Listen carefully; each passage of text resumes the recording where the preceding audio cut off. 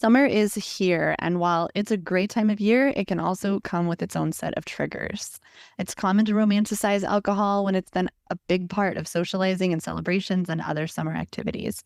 Stay tuned. We've got two great people here with us today, and we're going to talk about how we get through summer without feeling left out and still thriving in sobriety.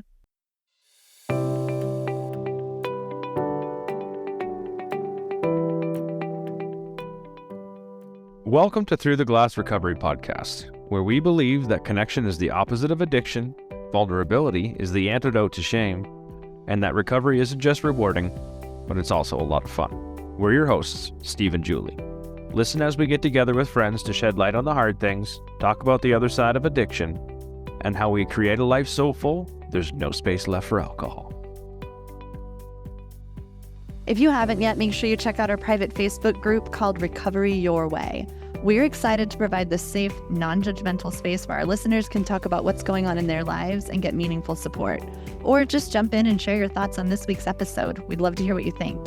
You can find us by going to facebook.com/groups/throughtheglassrecovery. All right, welcome everybody. This is episode 91 of Through the Glass Recovery Podcast. Really nice to have you both here and really looking forward to hearing your thoughts about today's topic. So I'm going to have you both introduce yourselves first and then we will dive in. I'm going to let Shana go first. Hi, I'm so glad you guys had me on today. Super excited. My name is Shana and I have kind of a long history with alcoholism/addiction. I had been using since I was around 11 or 12 years old. I was diagnosed pretty early with ADD and started on medication, and it kind of started all the way back then and continued for way longer than I would like to admit. I worked in recovery at a huge treatment center for many, many years, lived in Texas, loved it, and could never really get my own demons under control. I would always get to a certain point. We kind of talked about this earlier.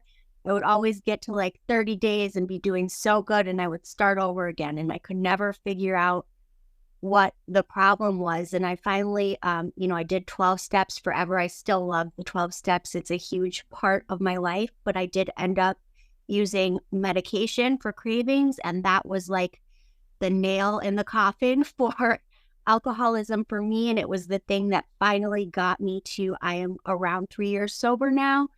And it has been amazing. I've struggled my whole life with addiction and depression, anxiety, all of that. And believe it or not, all of that kind of came to a halt when I had a long period of sobriety and I found happiness, and it led me to continuing or coming back to, because I took a break. I finally was like, okay, you can't keep doing this. I took a break, moved home, back to my small little town that I hated. And I found sobriety here, got sober. Like I said, it's been 3 years, and I decided to go into coaching women. So I coach women for a living. I also have a real people job. I'm a claims adjuster. So yeah, I just love working with women and helping them with sobriety. I think I really, for a long time, thought I was that person who just was never going to get it. And I kind of thought, like, I want to help people who feel that way. So that's kind of my story summed up. Awesome. Really, really cool to have you here. Thank you so much for sharing that. Can I ask what medication it is that you use? I feel like our listeners are going to hear that and they're going to be curious. Yeah, of course. I always try to keep it as simple in case people, don't love to talk about that stuff. But I did use Vivitrol to get sober. I do the shot once a month. And I actually, about a year ago, I went to see my family doctor who's known me since I was little. And I was like, I think I'm good now. I think it's time. I should probably come off. And she was like, no, thank you. She said it is a medication. It actually helps a lot with anxiety too. And just because I've been doing well and there are no bad side effects or, things that could really be harmful that truthfully matter, she was like, there's no point in you stopping. So I agreed with that. I was like, you don't have to tell me twice. It's fine. So I have stayed on it, and I don't really have any plans of going off of it. Like I said, I don't have any, and I never have had any weird side effects or anything that bothered me. It really just gave me time before when I would have cravings or when I would want to drink. I would go from thinking about it to drinking, and I felt like there was like no time in between, like very spontaneous, as many of us are, right? And it kind of gave me I guess, the time in my brain to, people would say like, play the tape forward. And I was always like, what? Yeah. What are you talking about? And it finally, after like a month or two of being on Vivitrol, I finally understood. Like I could stop and be like, okay, if you do this, this is what's going to happen. And I was never able to do that before. So helps with cravings and just kind of gave me some space in my head to maybe think things over, I guess. Oh, really cool. Thank you so much for sharing that. I think that's maybe one of the first times we've had someone on here who's had that experience. So really appreciate your willingness to talk about it and share your experience. Thank you. Yes, for sure. And next we're going to go with Rich. Yeah, thank you. Great to be back with you guys, Steve and Julie. Really appreciate it. Shana, nice to meet you, and really cool to hear a brief little snippet of your story. And just, I think it's awesome to hear that many different paths that people take to arrive at this place of sobriety. And I know that, in the AA world, a lot of people will beat folks up about using medication and this, that, the other. I'm for whatever is working for the person. And it just sounds like it's working for you. And I'm really, really happy about that. And I'm happy about that for anybody and everybody who's coming to this way of life. So yes, my name is Rich Sullivan. I'm in my 50s, middle-aged, married. I coach some people. My wife and I together, she works with women, I work with men. We also run an alcohol-free community here in the Atlanta area. It's called Clear and Present Strangers, and we're just trying to bring people who are sober curious together for different events. Alcohol-free beverages are usually part of those events, not always, but that's just part of our journey, is dealing with alcohol-free drinks, and we really like them.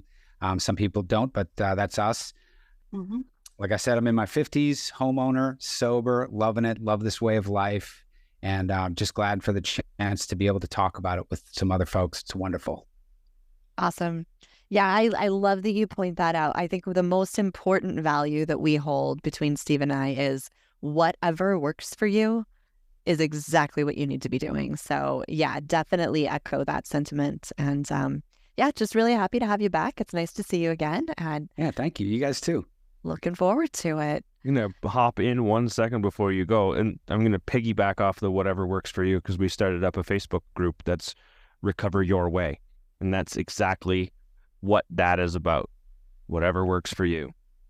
Yeah, I definitely love that. And thank you guys so much for kind of supporting. And I did, like I said, I worked in recovery for a very long time. And that was part of I worked in recovery, and I knew about like naltrexone pills or like Antabuse, things that would make you sick if you drink. Or I had never even heard of Vivitrol because it wasn't really something that they didn't really preach medication, and they didn't love it. It was only like when you were detoxing and so honestly, I had never heard of it, and I struggled like hard. And they say when you're not getting sober, you're not trying. And it would always make me so upset because I'm like, I try, I go to these meetings, and I always would end up failing somehow. And it was the thing that just gave me that extra protection. And like I said, I still faithfully love the 12 steps. The 12 steps have, really changed me as a person and helped me to grow. I don't believe I would have ever gotten sober without medication, though. So it's been a learning curve for me because I was taught, this is what you do and this is where you stay. So it's cool to work with women now and be like, this is what worked for me, but whatever we can put together that works for you. Yeah, pick and choose, right? There's so many different options out there. And that's, I think, what we all that are here stand for is explore your options and experiment with them. So I feel like this is what we all need to get together and talk about this on another podcast episode. But I'm gonna go ahead and share the topic that we actually had planned. No, this is a great conversation though. I love it. Yeah. But anyway, so yeah, summer is here, and The temptations to drink are high. Kids are out of school. There's maybe a bit less of a rigid schedule. There's more free time, barbecues and pool parties and days at the lake around the calendar for every weekend. Even mowing the lawn or working in the garden seem to trigger the desire to drink. So how do you survive summer? And not just survive, but actually get through it sober and happy? Tell us some of your stories about sober summers. Share with us what you've learned. Let us hear what you've got. All right, Shana, I'm a gentleman. I'm going to say ladies first here. So actually, we just got done doing Sober 424 for April, and that brought something new to me. And it's funny because Rich was just talking about that. I did an event, and it was just part of this larger group, you know, kind of like there's 420 for some people. It's like 424 is like sobriety stuff, right? Mm-hmm. And we threw a huge get together at a restaurant, and they gave us like a room, and we did little mocktails and stuff. And that was my first experience with mocktails and things like that. And while I personally haven't been able to try like, you know, the NA beers and stuff, that was like a little close to home for me personally, but I loved like the little, I don't know, little mocktails put together with like the soda water and the juice. So that was super fun. That was a first time thing. And I'm totally carrying that into the summer. I'm going to be making those at home in fancy glasses and having a ton of fun with that.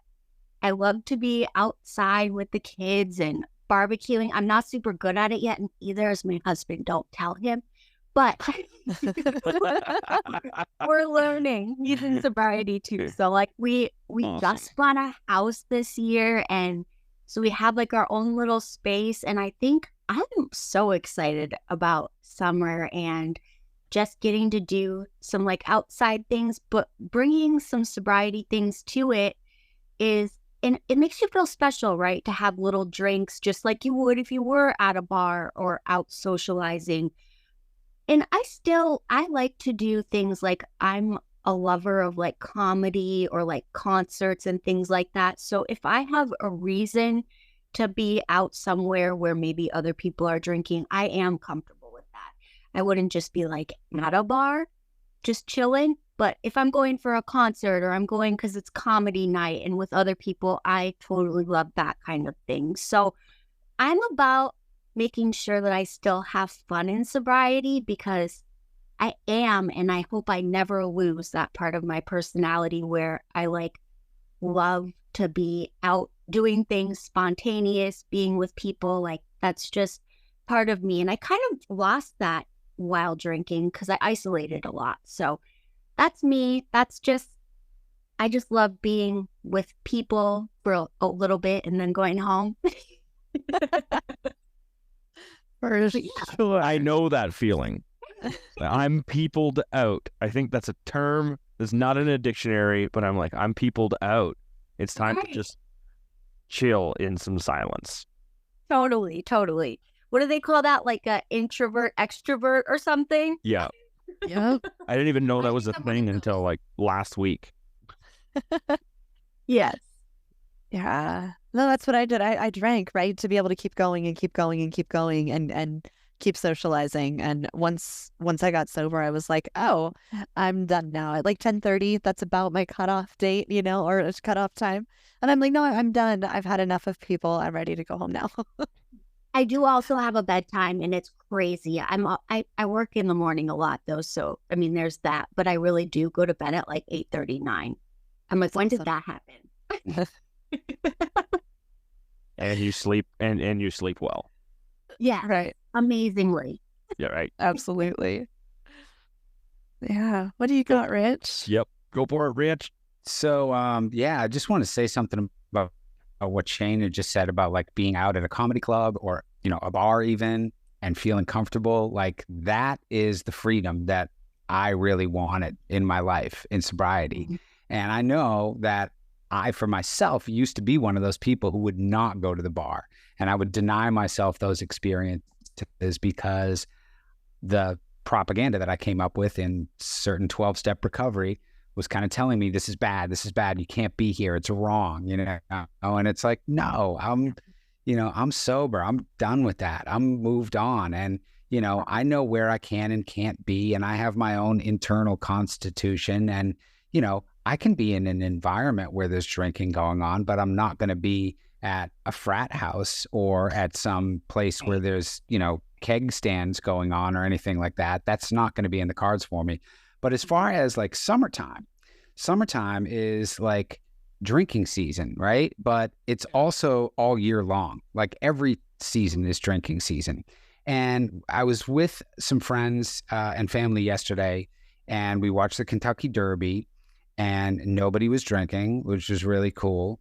But all the commercials on TV, like Woodford Reserve is a big sponsor of the Kentucky Derby, and they make their commercials look so slick and so awesome. And it has a spring and summertime feel to what's going on as you see the bourbon getting poured into the glass and it's hitting the ice. They make it look so awesome. And like, it's the same thing with the beer for the baseball game. I love to go to baseball in the summertime, and they make the beer look so appealing, and you feel like you're missing out by not having any. And I definitely felt some of that as I was getting ready to quit drinking. Like, how am I going to go to baseball or concert or whatever and not have alcohol? But the reality is that is not the main reason why I'm there. And there are also a lot of consequences that would always accompany my drinking because I couldn't control it. So now, like when I started to go to baseball and to concerts and everything, I would do some preparation. I would think, get my mind right before I go, and, have my own way to get home if felt like I needed to leave, which, really didn't happen. But, I can go anywhere, I can do anything, and I don't have to drink. And sometimes from a non-judgmental perspective, when I'm in those environments where there's drinking going on, I can usually spot or see somebody who is kind of the me in the equation. Oh my God, yes. Yes. And I don't look at them like a judgmental. I'm like, okay, dude, I love you. You're like, but I used to be you, and that's the tape that's playing in my head is I used to be that person, and I'm not that person anymore. And I love that person. I don't know anything about that person, but I'm going to use that energy and that brief little connection that I have with them just visually to say to myself, you know what? I don't need a drink. I'm just going to enjoy the ball game and hang out with my friends. That's it. We were at karaoke last night, and I turned to Julie and I was like, there was one guy, he just couldn't let go of his beer. It was in his hand, like glued to it, no matter where he was in the bar. And that was me. I picked that one out, and I said to Julie, hey, this is what I'm noticing right now. That's the me part that popped out, right? Just glued to his hand, up there dancing, whatever. I had to be many, many drinks deep just to have the courage to get up there and do the thing. And here I am now, like, terrified. I had never done karaoke before. And this was the second time I got dragged out. But how'd you do? I did great. It was great. It was so much fun. Did we record any of that? Because I want to see that performance, Steve. I sang Under the Bridge by the Chili's. Oh, but that's a hard song. Is it great? He kicked ass. It was great. I loved it. So much fun. Oh yeah, I came back and she was like, "You better keep that one. That wasn't that's right in your." So, anyways, little side story. Yeah. But I'm listening to you two talk, and I'm going, and I especially can relate to the 12-step, some of that rhetoric there that is really harsh, and I could say maybe it saved me, maybe it did. I don't know what would have been different because that's where I started out too. But I was trying to think of how did I feel then over how I feel now, and because I got sober in March, so I had the summer coming into it when I was still in my early days, and I was terrified to do anything that had beer around me, and I felt powerless in those situations. I was terrified. I felt absolutely powerless, not over alcohol. I was powerless over what I was going to be doing because it was in the situation, and that's what I was told. So, because I never drank, but now I feel entirely in control, and I feel very powerful. there came a point where once I figured out, like you talked about, Rich, like the preparation. Okay, think this through. I'm going to drive myself. I'm not going to go with this guy. Just so I have my way out. Like, it was no big deal. And learning to have the confidence to do that.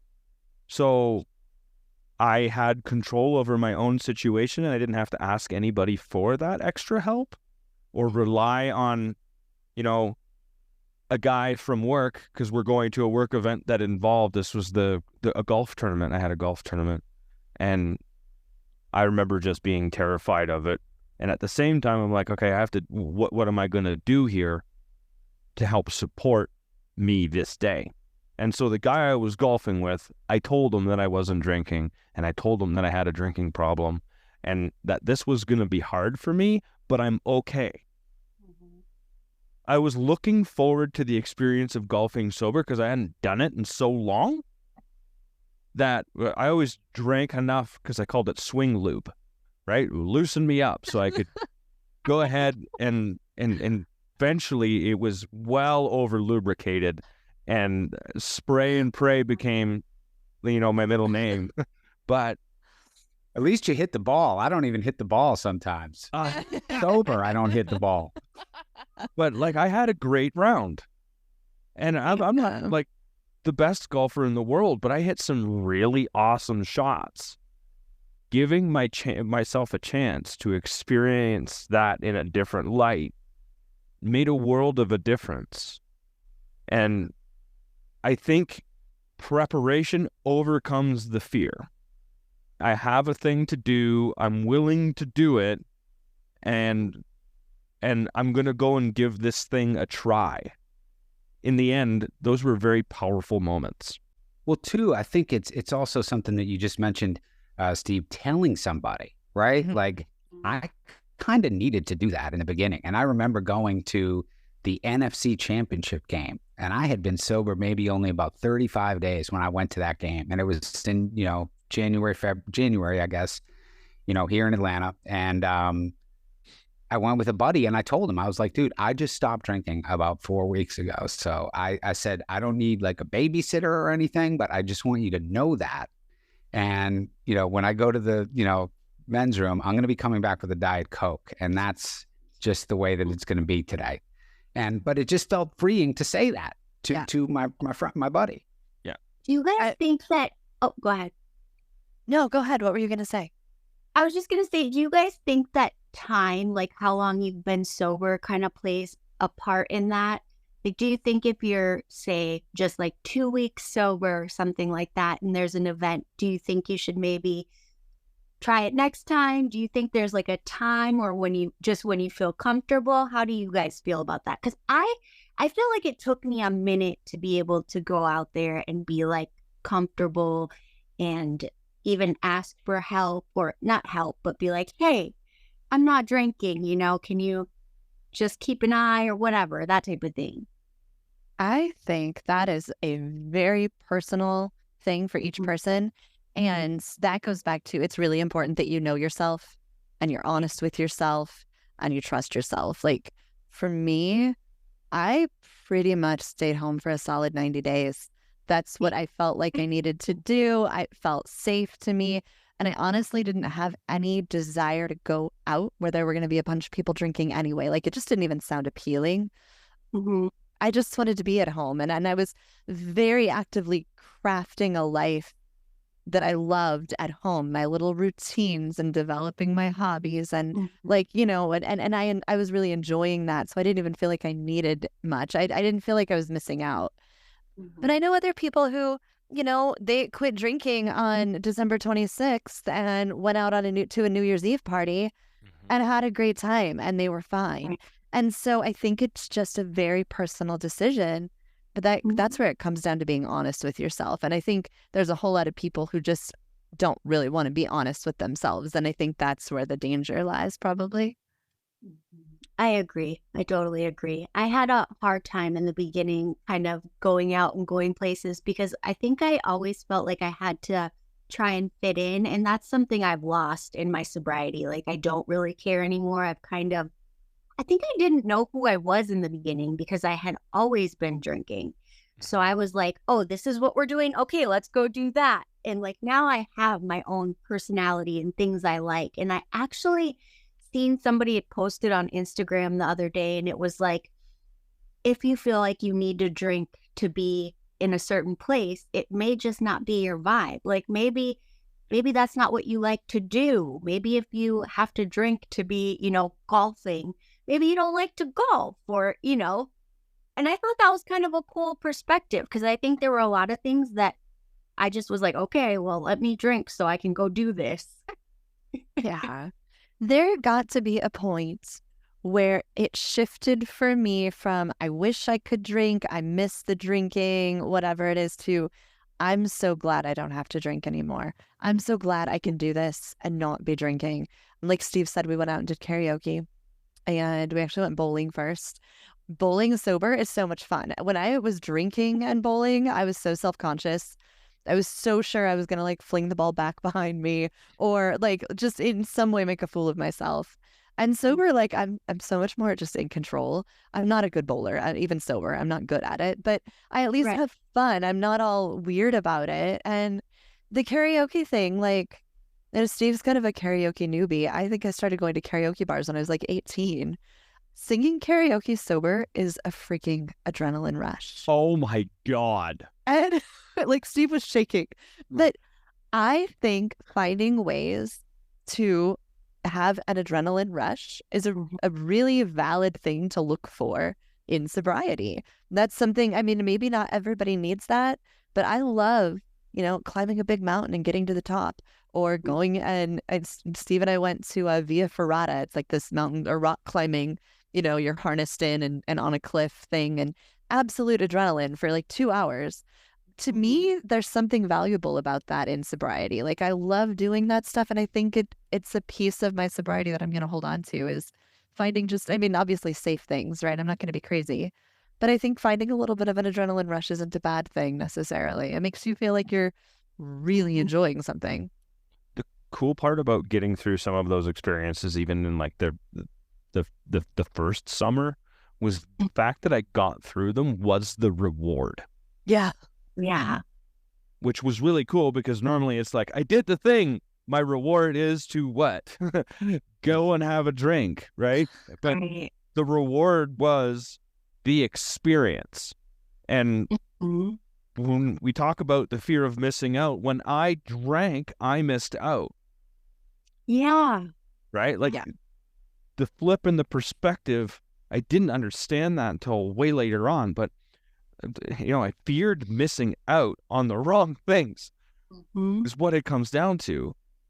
Well, like this weekend we had one of the big outdoor music festivals here in Atlanta, Shaky Knees, right? Foo Fighters are playing tonight, and I'm like, wow, maybe we could, go to that or whatever. Well, number one, it's way expensive, and number two, I'm in my early 50s, man. Come on. Like, I can't just hang out in a big open field with a bunch of people, like I'm with Shana. I'm like 8:30. I want the air conditioning to be on. I want to be getting ready to get in bed, and the same thing I thought about when I was watching the Kentucky Derby yesterday. I was like, wow, these people have been out here for, 8 hours. And if that were me, if I were in that crowd and I were at the height of my drinking, I promise you, by the time they blew the whistle to start the Kentucky Derby, I probably would have been asleep somewhere, with what I had drank, honestly. And it's just like, I want to be in a place that I can enjoy. And maybe I will go to the Kentucky Derby someday. I don't know. Maybe I will go to Shaky Knees next year. I don't know. But it's going to be on my terms. And I'm not going to be the old me when I go there. And I know that now. And I think it's a maturity thing. We mature. A lot of us do in great ways as we stay sober longer. It's discovering more things about ourselves, what we like and what we don't like, lies that I've been telling myself about what I think I like, maybe because other people like these things and I feel compelled to like them. And honestly, alcohol was one of those things too, in some ways, But yeah, it's just, get through the summer however I can, and like I did a lot what you did, Julie, which was just stay home. I just, it wasn't isolating. It was just preserving my sobriety. I was just like, I got a good thing going on here. I don't want to mess it up. I'm not afraid of anything. And I know that I can go anywhere and do what I need to do, but this is important. I want to be on this path. And I have my own internal conscience that's telling me where I should and shouldn't go. And in the early days, I really, really paid attention and leaned into that. Yeah. That's a really important thing right there. I started saying no to things that I wouldn't have ever said no to before. Right. Because my sobriety was more important, even though some of it was based in fear, not just around alcohol, around, what am I going to say to these people? And what am I going to say to these people? And I was fairly honest with most of it because I didn't want to go back. So when I said something to somebody, it held me accountable wherever I was. And just releasing that fear alone made everything a lot easier. There's also you've got to be willing to paint a new picture, right? So for me, going to a barbecue meant grabbing some beers, showing up and, getting wasted. Going to the lake meant going with a cooler full of beer and getting wasted. Everything that we did in the summer, going to the rodeo, going to whatever, it always involved getting beer and getting wasted. And just having the willingness to paint a new picture. Because once you do it once, you're like, oh, that's what that looks like if I do it sober. It turns out, I don't have to spend all night waiting in line at the bathroom in the rodeo to, I can just hang out with my family and enjoy it or whatever. Barbecues are more fun. You have great conversations and you remember them the next day and you eat the good food. And I had to be willing to just see what the new experience was going to be like in order to be okay with it. Once you do it once and you get through it and you're like, oh, okay, now I know what that looks like. That's cool. And maybe you get through it once and you're like, yeah, I don't enjoy that anymore. And then you just let that go, right?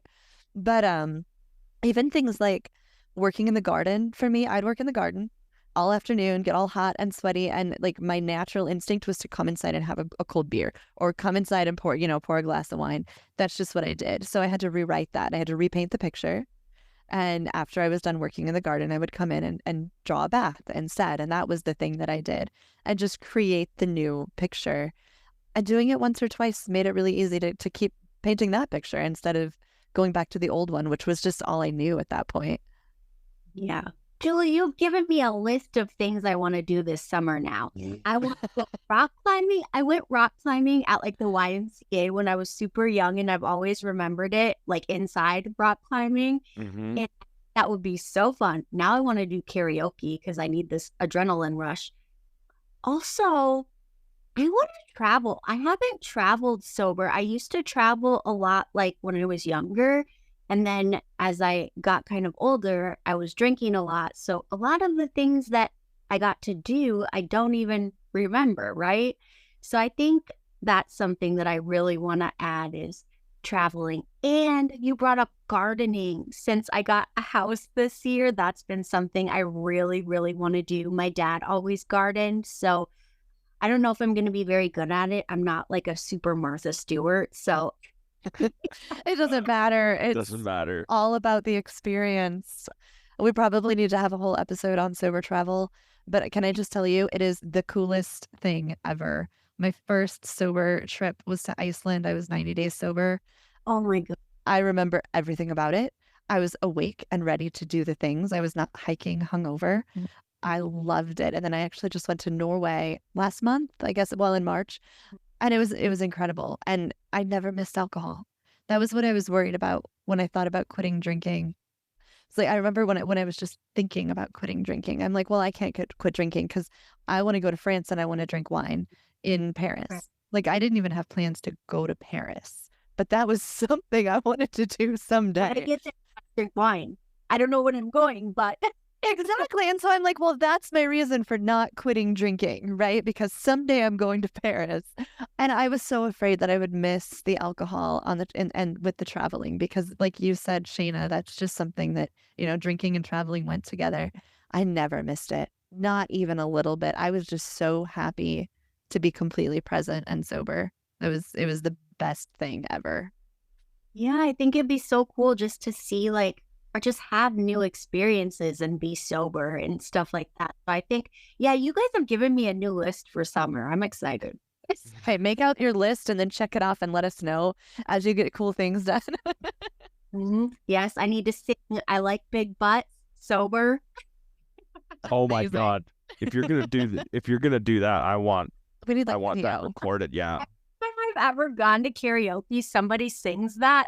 Is it just me? I don't know. So I'm like, It's a standard. If that song does not come up at karaoke, it's not a legitimate real karaoke.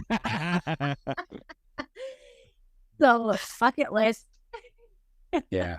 But like, I really feel like, Julie, you were talking about it, having that clear and really just, great experience, being present for the whole thing. I feel like now that I'm sober, I am getting like a clean copy of my life. Yeah. Like I'm getting actually a good recording of my life, and I don't have things that are missing from it. I don't have a lot of regrets in it. It's a good story. And, like the summertime is drinking time. I mean, it just flat out is. It's baseball, it's concerts, it's neighborhood festivals, it's the people in the apartment complex coming by and saying, hey, we're throwing a party, come by. It's your neighbors knocking on your door and saying, we're having drinks and cooking out in the backyard. And you know what? I can participate in all of those things if I want. But I can go and I can find the people who aren't drinking, or I can find the least annoying drinking people and hang out with them. I don't have to tell everybody my story. I don't have to say I'm sober and, I've been sober. I don't have to tell anybody any of that. I can literally just be in the witness protection program. And by the way, I'm a real estate agent. So as soon as you say that you're a real estate agent, you can get people away from you pretty easily after that. Oh boy, he's going to start talking about houses and interest rates and everything. Like, this guy is not the life of the party. So I will steer the conversation there if things get weird. That's awesome. You know how to run them off. That's like the greatest skill ever. You know how to run them off. How to quickly end a conversation. No doubt. That's my new Instagram bio right there. I know how to run them off. Run them off. That's awesome. Oh my God. You made me think of one thing, and that was, this wasn't so much for me with drinking, but it was with smoking. Because smoking, when I drank, I smoked a ton. They went hand in hand. And I would have events that would come up, and I knew that they were on the horizon. So I was like, I can't quit smoking right now because I'm going to smoke like a chimney over here, and I can't quit smoking right now. I would always find the next event. And I think the same thing happens with alcohol, is I can't quit drinking right now because I'm going to go to this event, this concert, whatever it is with my buddies, or fishing trip or whatever it is. And so I'll wait until after. And I delayed the smoking decision to quit doing it until after I quit drinking.